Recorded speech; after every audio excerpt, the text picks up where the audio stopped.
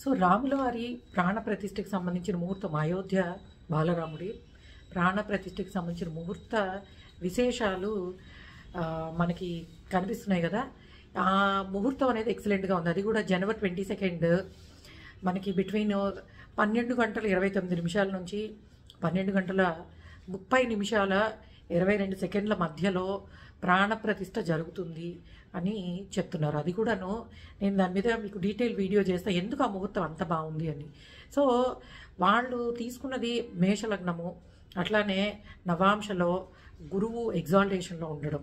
So which is an excellent one. అంటే ఇప్పుడు మేషంలో గురువు మనకి రాశిలో సంచరిస్తున్నారు, అది కూడా డైరెక్ట్గా అయ్యి. సో ఉత్తరాయణ పుణ్యకాలం వచ్చి గురువు డైరెక్ట్గా అయిన తర్వాత మేష లగ్నాన్ని తీసుకుని సో ముహూర్తము చూడడం అనేది అద్భుతమైన విషయం అని చెప్పచ్చు.